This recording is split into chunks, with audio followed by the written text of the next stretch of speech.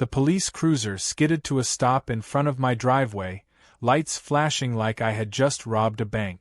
2 officers jumped out, one with his hand near his holster, the other squinting suspiciously at the power drill still clutched in my hand. And all I could do was blink in disbelief, while standing next to a half-finished wheelchair ramp.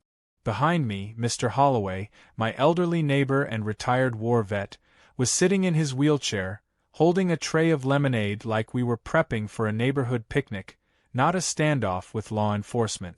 One officer asked flatly, "Sir, are you the one installing the ramp without authorization?" I looked at them, then at Karen storming toward us from across the street with her trademark HOA binder clutched like a weapon. I should have known. She wasn't just a neighbor. She was the queen of pettiness in a zip code full of self-appointed rulers. I took a deep breath and replied, "Officer, I built this for a disabled man so he doesn't have to crawl into his own home." But Karen was already screaming, "He's breaking the law, that thing is an eyesore, this is a peaceful neighborhood, not a construction zone." The thing was, it all started so simply. Just a few days ago, I noticed Mr. Holloway struggling to get up the front steps of his house with his walker. He'd had hip surgery and was recovering slowly. No family nearby. No help. I'd moved into this suburban, HOA-ruled neighborhood about a year ago, and while most of the residents were friendly enough, Karen was the reason I kept to myself.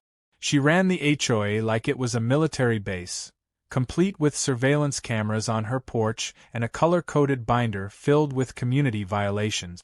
You'd think a flower bed 3 inches too wide was a felony with the way she handed out warnings. So when I saw Mr. Holloway struggling, it wasn't a question of if I should help, it was how fast I could. I introduced myself, offered assistance, and within an hour, I was in his garage sketching out a design. As a civil engineer, I knew exactly what kind of ramp he'd need: safe, up to code, compliant with ADA regulations, and most importantly, functional. He was hesitant at first, worried about causing trouble. But I told him firmly that kindness wasn't illegal, no matter what Karen said. I spent that weekend building the ramp, picking up supplies, cutting boards, anchoring it properly. A couple of neighbors even offered to help.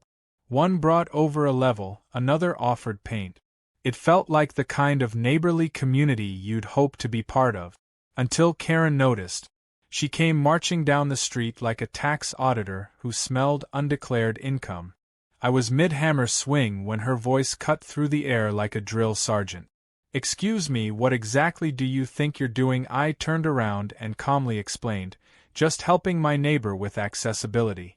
She scoffed, crossed her arms, and said flatly that no exterior structures were allowed without prior HOA approval. I smiled and told her I had a temporary permit from the city and that ADA compliance overrode HOA cosmetic rules. Her eyes narrowed. The fact that I had paperwork only made her angrier. Karen stormed off, probably straight to her email account, because within the hour I had received 3 separate HOA notices printed and shoved into my mailbox.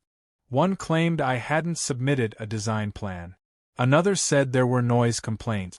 The third accused me of violating the color palette guidelines. It was a ramp, not a neon billboard. But I shrugged it off. I dealt with worse red tape in my job. I figured if I followed the rules, she'd eventually get bored and back off. I was wrong. The next day, the ramp was halfway finished and Mr. Holloway was already beaming at it like it was the best thing he'd seen all year. He told me he'd been considering moving because he couldn't safely enter or leave his home without help. But the ramp changed everything. I felt proud. Then Karen struck again. She filed a formal complaint, not with the HOA this time, but with the police. She claimed I was constructing an unpermitted structure that violated zoning codes and posed a public safety hazard. Which is how I ended up with 2 squad cars in my driveway and a drill in my hand like some villainous carpenter about to rob the American dream. The officers were professional but confused. Once I showed them the permit and city documentation, they visibly relaxed. One of them even shook my hand and thanked me for helping a veteran. Karen stood off to the side, steaming like a teapot left on the stove too long. I thought maybe, just maybe, this would be the end of it, that seeing law enforcement walk away satisfied would force Karen to retreat and swallow her pride. But again, I underestimated her. She wasn't after justice. She was after control. And now that she'd failed to get me arrested, she was going to escalate this into something worse. By that evening, she had called for an emergency HOA board meeting. Flyers were already up at the mailbox station, claiming urgent review of unapproved infrastructure affecting property values. I could barely believe it. She was turning my act of kindness into a neighborhood referendum. Mr. Holloway told me not to bother going, that it wasn't worth the stress. But I couldn't let this slide. If Karen was going to turn this into a battle, then fine. I wasn't the one who started it. But I sure as hell wasn't going to lose it. So I went inside, brewed a cup of tea, and opened my laptop. It was time to gather my evidence, my permits, my photos, and prepare for what was clearly going to become war. A war fought not with bullets or fists, but paper, politics, and petty power grabs. Karen had just turned a ramp into a battlefield, and I had every intention of winning. The emergency HOA meeting was scheduled for 6 p.m. sharp at the neighborhood clubhouse, but by 5:30, the parking lot was already packed. Cars lined both sides of the street, and people milled outside with folded arms and coffee cups, buzzing with anticipation like they were waiting for a courtroom drama to unfold. I walked in with Mr. Holloway by my side, pushing his wheelchair carefully along the very ramp that had started this entire mess. Karen was already inside, wearing her power suit and flanked by her two favorite HOA board members, Linda and Brent, who always nodded like bobbleheads at anything she said. The room was tense, the kind of artificial quiet that hangs in the air before a storm. A long table had been set up at the front, and Karen was stationed behind it like a judge ready to hand out life sentences. She cleared her throat dramatically and welcomed everyone to what she called a community crisis session. Crisis, I thought, over a ramp. She began reading a prepared statement, using words like unauthorized, unsightly, and property devaluation with an air of theatrical concern. She spoke about architectural unity and community harmony like we were preserving the Sistine Chapel instead of discussing a 10-foot ramp for a disabled man's front step. Her slideshow began. Yes, she brought a slideshow. Picture after picture of the ramp from every angle imaginable, followed by a manipulated graphic showing what she called the domino effect of non-compliant additions. The final slide showed 3 hypothetical homes with exaggerated, cartoonish ramps sticking out like theme park ride. There were a few giggles from the audience, and she smirked, convinced her point had landed. Then she opened the floor for public comment. That's when everything shifted. The first speaker was Mr. Holloway himself. He cleared his throat and rolled forward, his voice steady but laced with emotion. He told the room how he served 2 tours overseas, came home to take care of his wife until she passed, and now lived alone in a home he could barely enter without help. He spoke about how I showed up unprompted to help him, asked for nothing in return, and gave him back something no one else could, his independence. The room fell silent as he paused. Karen looked like she'd bitten into something sour. He finished by saying, "If a ramp that helps me live safely offends anyone's sense of community, then maybe it's not the ramp that's the problem." People started clapping. Not all of them, but enough to drown out Karen's huffing. I stepped up next and calmly walked everyone through the steps I'd taken, obtaining the temporary construction permit, using only approved materials, following ADA guidelines. I even brought a physical copy of the city's compliance checklist with my inspector's initials on every page. Brent raised a hand and asked whether I had submitted those documents to the HOA for approval. I replied that ADA compliance isn't subject to HOA override under federal law. Karen tried to argue, claiming the HOA's design approval was still necessary. But I pointed to the line in the federal accessibility law stating that reasonable modifications must be allowed regardless of HOA aesthetic concerns. The crowd murmured. Some were whispering now, others taking note. A few younger residents started pulling up information on their phones. One woman stood up and asked if Karen had ever helped an elderly neighbor in her 6 years as HOA president. Karen scoffed and said she'd organized 3 Easter egg hunts. Another resident asked if those Easter egg hunts had required architectural review approval too. That got a good laugh. Karen snapped her binder shut and announced that the Architectural Review Committee would now take over the matter. She had formed this committee quietly last year and stacked it with loyal residents who mostly rubber-stamped her decisions. They were now going to retroactively evaluate the ramp and determine whether it met HOA standard. The catch? HOA standards didn't actually address accessibility structures at all. Karen said they'd meet that weekend and hand down a formal decision. Until then, she said, the ramp was considered pending non-compliance. I asked her what that meant legally. She couldn't answer. The meeting ended shortly after that, and residents filed out slowly, talking in hushed but energetic tones. Several of them came up to me and quietly offered support, saying they admired what I'd done. A couple even admitted they had elderly parents or family members with disabilities and hadn't realized how restrictive the HOA's rules were until now. Mr. Holloway patted my shoulder and said, "You handled that better than I could have ever hoped." I smiled and said we weren't done yet. The next morning, I woke up to find an envelope taped to my door. It was a violation notice, this time with a fine. $2,500 for unauthorized construction and noncompliance. A warning was printed in bold text, claiming failure to remove the structure within 7 days would result in legal escalation. I stood on my porch reading it, shaking my head. That's when I noticed something strange. My security camera light had been blinking unusually fast. I pulled up the footage and saw it. 2 HOA volunteers snooping around my property late the night before. One was measuring the ramp with what looked like a laser tool. The other was crouching near my side yard, pretending to examine sprinkler heads. I downloaded the footage, time-stamped it, and made a backup. I also decided it was time to make my own move. I wasn't just going to wait for Karen's committee to rubber-stamp a denial. I scheduled an appointment with the city's code enforcement department. I wanted a written declaration that my ramp was compliant.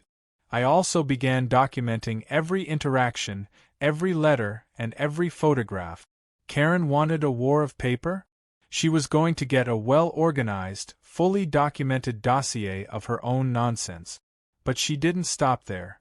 She started telling other neighbors that I was turning my home into a construction zone, that I was planning to install additional structures without approval, that the ramp was just the beginning of some elaborate plot to skirt community standards. Some neighbors distanced themselves. Others watched me with hesitant glances. It was subtle, but I could feel the change. Karen was waging a whisper campaign. But the problem with whispers is that all it takes is one voice of truth to shatter the whole illusion. And I had no intention of staying silent. I knew now that this wasn't just about one ramp. It was about the kind of community we wanted to be. A place where someone like Karen could weaponize rules to bully people under the guise of order, or a place where people stepped up for each other when it mattered. Karen may have had her binder, her board, and her secret committees. But I had something better. I had the truth, the law, and a very determined neighbor in a wheelchair who refused to be invisible. The battle lines were clear now. And I was just getting started. The week that followed felt like living under surveillance. Everywhere I went, whether I was unloading groceries, walking my dog, or trimming the hedges, I felt eyes on me. It wasn't paranoia. Karen had effectively turned half the neighborhood into her personal intel network. HOA volunteers strolled past my home in slow loops, pretending to walk their dogs, but the dogs often didn't even touch the grass. Some carried clipboards. One guy had a body cam strapped to his chest like he was prepping for a courtroom deposition. It was bizarre, almost funny if it wasn't so invasive. But I wasn't about to give them anything to twist. Every move I made was calculated. Every bag of mulch I opened was documented. every tool put away neatly, every project within bounds.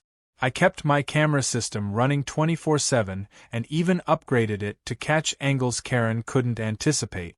I had a meeting scheduled at the city office midweek, but the night before, something strange happened. At exactly 1:17 a.m., my security system pinged me awake with an alert. I opened the live feed and saw two figures in reflective vests near my property line. They weren't city workers. One of them crouched beside my sprinkler system while the other used a flashlight to inspect the edge of the ramp. They didn't knock. They didn't leave a note. They just left as silently as they had come. I checked the footage again, then saved it twice, once to a flash drive and once to the cloud. Karen was now trying to build a case using whatever underhanded tactics she could muster. But she didn't realize I was documenting everything with the same level of intensity she was using to try and destroy it. At the city office, I met with a code enforcement officer named Felix. He was no-nonsense, mid-50s, with a short white beard and a permanent squint. When I showed him my documentation, including permits, ADA compliance plans, and now footage of HOA members prowling my property in the dead of night, he leaned back and sighed. He told me this wasn't the first time he'd heard complaints about my HOA. He said they'd already received 2 separate reports from other residents claiming harassment over fence colors and mailbox placement. He reviewed my ramp specs, nodded in approval, and told me bluntly that I was well within the law. I asked him if he could issue something formal. He printed and signed a compliance letter right then and there, stamped with the city seal. Armed with that, I felt like I finally had a shield. But Karen wasn't backing down. When I returned home, another letter was waiting. This one came from the newly re-energized Architectural Review Committee, signed by 3 board members, all Karen's allies. It declared the ramp a visual disruption to the community aesthetic and demanded full dismantlement within 48 hours or legal action would be pursued. I read the letter twice, then laughed. The wording was so dramatic, it sounded like I had built a medieval watchtower, not a 4-foot ramp with non-slip treads. I posted the letter next to my ramp, took a picture, and sent it, along with the city compliance stamp, to every email on the HOA's official roster.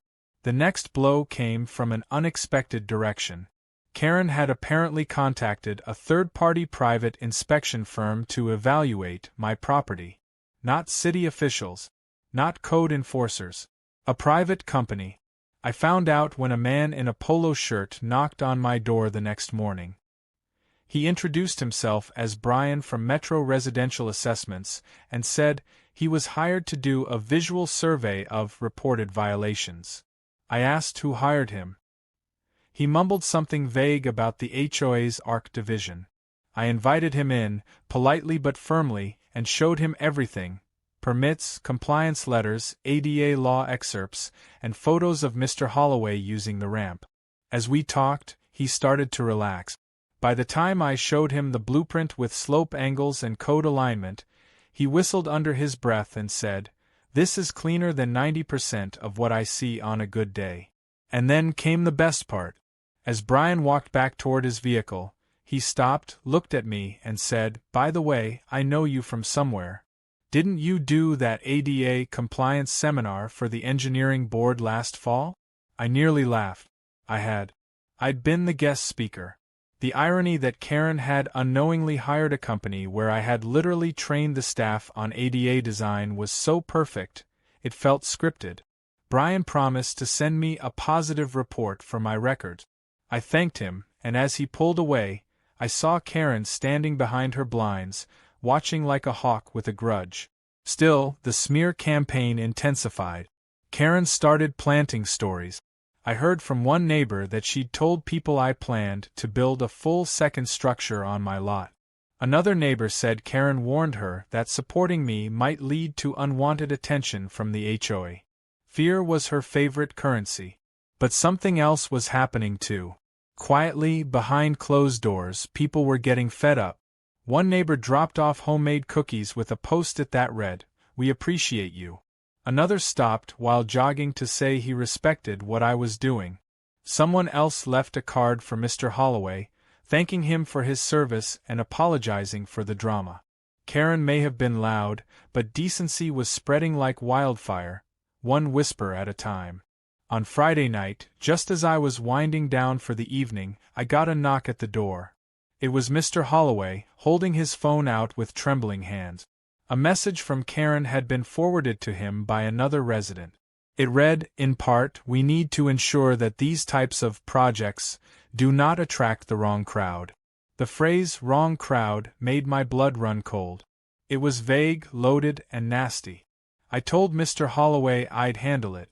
I made copies of the message, attached them to the city compliance documents, the security footage, the inspection report, and every HOA violation letter I'd received. The file was now over 70 pages long. I was ready. But before I filed it, I made one more move. I sent a polite but direct email to the entire HOA board. In it, I laid out every legal violation Karen had committed: discrimination, harassment, false accusations, misuse of authority. I told them I was prepared to file a formal grievance with the city and a civil rights complaint with the Department of Housing and Urban Development if they didn't step in. The timer had started. Karen thought she was playing a game of dominance. She didn't realize I was building a case stronger than any binder she'd ever held. And it was almost time to drop it. Monday morning came with a kind of tension that you could feel in your bones. The air was thick and the street felt too quiet, like everyone was waiting for something to explode. I had sent my email to the HOA board the night before, and now all I could do was wait and see if they would finally take a stand or if they'd let Karen keep running the community like her own personal kingdom. I knew it was a gamble. Calling out a sitting HOA president with hard evidence could either force change or paint a target even bigger on my back. But it wasn't about me anymore. It was about a man in a wheelchair being treated like an intruder in his own neighborhood, and about how far people like Karen were willing to go just to maintain control. By noon I had my answer. A city official reached out directly, not an assistant or an intern but someone with a badge and a legal title. He said he had reviewed the materials I submitted and wanted to meet in person. We scheduled the meeting at City Hall the next day. I knew something serious was happening when he told me to bring copies of everything, including video footage and communications from the HOA.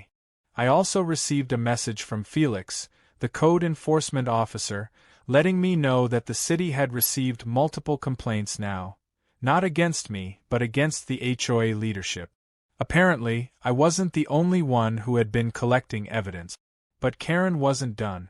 That afternoon I heard the familiar thunk of something hitting my front porch. I stepped outside to find another notice, this one larger and printed in bright red font, posted on a wooden stake hammered into my front lawn. It declared my property, under formal review, and warned of impending legal action. It wasn't signed by the city or even the HOA board. It was signed only by President Karen, as if that held any legal weight. I laughed out loud and took a photo, forwarding it straight to the city official and copying the HOA board. Within an hour, I received a follow-up from the city confirming that no such legal notice had been issued or authorized. Karen was now forging her own documents and planting them on residents' lawns. Word was spreading fast. By evening, neighbors were knocking on my door, some angry, some curious, all of them wanting to know what was really going on. I explained everything calmly, showed the documents when asked, and offered to help anyone else who had been harassed or fined unfairly. What started as a few casual conversations turned into something bigger. People began talking openly about how tired they were of living under Karen's constant scrutiny. A couple of them admitted they had been fined for things as petty as leaving a recycling bin visible or planting the wrong flower type. Others had received vague threats for speaking up at meetings. What had once been whispered gossip was turning into a wave of frustration. I wasn't alone anymore. The next day at City Hall, I brought Mr. Holloway with me. He insisted. He wore his old military blazer, the one with the patches and medals that made people straighten up when they saw it. We rolled into the building like we were attending a Senate hearing. The city official, a sharp man in his 60s named Nolan, greeted us personally and led us into a conference room. He reviewed my file carefully, nodding as he went through each document. When I played him the video footage of Karen's volunteers sneaking onto my property and the message she sent about the wrong crowd, his face hardened. Then Mr. Holloway spoke. He didn't say much, just a few quiet words about dignity, about independence, about how it felt to be treated like a burden for something he couldn't control. When he finished, Nolan leaned forward and said one sentence I'll never forget. "This is not just a violation of city policy, it's a violation of federal civil rights." The impact of those words hit me like a jolt. Nolan explained that the city would be issuing a formal investigation into the HOA's conduct and that a temporary cease and desist order would be sent to Karen and her committee immediately. I thanked him and left with a copy of the city's letter in hand. As we walked outside, Mr. Holloway looked up at me and said with a smile, "You sure stirred up the hornet's nest." I laughed and replied, "Yeah, but it's about time someone smoked it out." Back in the neighborhood, change was already happening. The cease and desist letter hit Karen like a brick wall. She tried to host another emergency HOA meeting but was blocked by the rest of the board, who were now scrambling to distance themselves from her. Apparently, some of them had seen the writing on the wall and didn't want to be dragged down with her.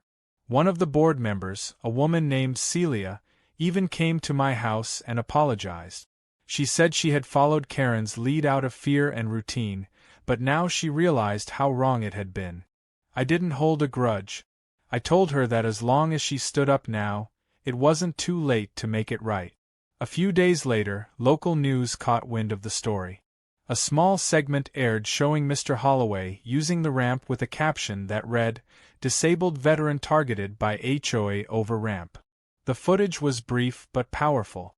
Suddenly, I wasn't just fighting Karen in a vacuum. The court of public opinion was watching too. Support started pouring in. Messages from other neighborhoods. Offers to help. One person even offered to start a GoFundMe to fight any legal fees, though I politely declined. I wasn't looking for donations. I was looking for accountability. Karen, however, was unraveling. She began posting rants on the HOA community forum accusing me of staging everything, claiming I was manipulating the city, the neighbors, even the media. She called the news story fake. She said Mr. Holloway was exaggerating his condition. But this time, nobody rallied to her side. Instead, comments began flooding in, calling her out, demanding her resignation. Someone started a poll titled, "Should Karen Step Down?" And within hours it had over 100 signatures. The final blow came from Nolan's office. The city filed an official report citing multiple violations by Karen, including intimidation, misuse of HOA authority, and obstruction of federally protected accessibility modifications. The HOA board was ordered to hold a vote within 7 days to determine her position moving forward. The atmosphere in the community shifted again, this time permanently. Karen had spent years wielding fear like a weapon, but now, stripped of that power, she looked smaller, quieter, unsure. It was nearly over. The ramp still stood, untouched and fully compliant. Mr. Holloway still smiled every morning when he rolled down it to get his mail. And I was no longer just the neighbor with a drill. I had become the catalyst. The one who said no. The one who built a ramp not just with wood and screws, but with a stubborn refusal to let one woman's bitterness define an entire neighborhood. And with each day, that ramp stopped being just a structure. It became a symbol of what happens when people stop being afraid. Of what happens when someone stands up for someone who can't. The day of the vote arrived like a long-anticipated thunderstorm, charged with a silent electricity that crackled through every yard, porch, and mailbox. Word had spread fast. Every household in the neighborhood had received an official notice from the HOA board announcing a mandatory vote to determine whether Karen would retain her position as president. It was to be held at the community center at 5 p.m., and by 4:30, the parking lot was already overflowing. Residents walked in groups, some carrying folding chairs, others with clipboards. For once, it wasn't just about lawn heights or mailbox flags. This was personal. This was about what kind of community people wanted to live in, and whether they were willing to let fear dictate their future. Inside the clubhouse, the tension was almost tangible. Karen sat near the front, her lips pressed into a hard line, flipping through her binder like it could shield her from what was coming. Her usual allies, Brent and Linda, were seated nearby, noticeably quiet, their expressions unreadable. I arrived with Mr. Holloway beside me, rolling confidently over the threshold with that same old military pride that refused to be dimmed by age or injury. He wore his blazer again, and this time, someone from the local newspaper stood in the back with a camera, capturing it all. The board opened the meeting, and for once, Karen didn't control the room. Celia, the board member who had come to my house days before, took the lead. She spoke with calm authority, thanking everyone for attending and stating that the vote was being conducted under pressure from both the city and community sentiment. She read a brief summary of the accusations against Karen: abuse of power, discrimination, unauthorized enforcement actions, and violation of federal accessibility laws. The room was silent except for the soft rustle of papers and the quiet clicks of pens marking ballots. Karen stood and, in a move that surprised no one, attempted a last-minute defense. She spoke about how much she had given to the neighborhood, about her years of thankless service, about how she was only trying to protect property values and preserve order. But her voice cracked under the weight of her own delusions. She tried to pivot, blaming me for stirring division and accusing Mr. Holloway of being used as a political tool. That crossed a line. Several residents stood up and walked out while she was still speaking. One woman said loudly on her way out, "That ramp did more for this neighborhood than you ever have." When the vote was tallied, the results weren't even close. Karen was removed by a landslide, over 80% voting for her immediate resignation. There was no applause, no cheering. Just a long exhale from the room, like a pressure valve finally releasing. Karen stood frozen, binder still in hand, as if unsure whether to storm out or shout one last command. But in the end, she simply turned and walked away, heels echoing on the tile floor like the last act of a drama no one wanted to watch anymore. The next few weeks brought real change. The board began the process of reviewing and revising outdated HOA rules, especially those related to accessibility, personal projects, and neighbor dispute. Celia was named interim president, and one of her first acts was forming a new community outreach committee, not to spy on residents but to support those in need.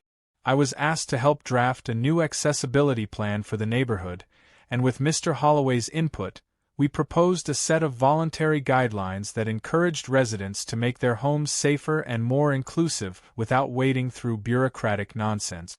It felt surreal in the best possible way. One day I was sanding down wooden planks and hoping not to get fined, and the next I was sitting at a community table helping rewrite the very rules that had once been used to target us.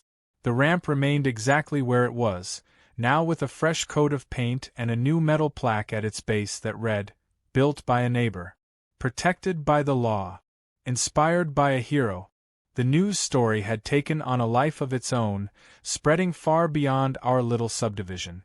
A local veterans group reached out to thank Mr. Holloway for his service and offered free home modifications for any disabled veteran in the area.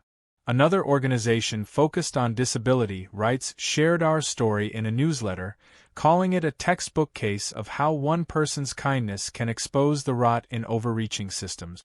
Mr. Holloway even received a handwritten letter from a teenager in another state, saying that he reminded her of her grandfather and that she hoped her neighborhood had someone like him too. Then, one afternoon, a package arrived at my door. Inside was a framed certificate of recognition from the mayor's office, honoring both me and Mr. Holloway for promoting accessibility and community leadership. It felt excessive, almost embarrassing, but Mr. Holloway grinned like a schoolboy when I showed it to him. We hung it up in his hallway, right above a photo of him and his late wife. As we stood there looking at it, he said something that stuck with me. "You didn't just build a ramp, son. You built a bridge. Between me and my home. Between people and their better selves." Life slowly returned to normal, but it wasn't the same kind of normal. It was better. Neighbors waved more. People talked openly. The fear that had once clouded every HOA meeting was gone. Karen's house remained on the market for weeks before she finally sold it and moved out. Rumor had it she tried to join another HOA in a different city, but the board there had already heard about her. Some stories travel faster than moving trucks. And me? I kept doing what I'd always done. Fixing things, helping where I could, not looking for trouble but not backing down from it either. The ramp became a small landmark, something kids raced toy cars down and older folks nodded at when they walked by. It was just wood and metal, but to us it was also proof that sometimes the smallest acts of good can break the biggest walls of ignorance. That one man in a wheelchair and one neighbor with a drill can flip the script on an entire system. Mr. Holloway still called it our little victory ramp. And every time he used it, every smooth roll down that slope, it reminded all of us what the HOA had tried to destroy. But more importantly, it reminded us what we'd reclaimed. Not just compliance, not just a vote, but decency, dignity, and a community worth being proud of.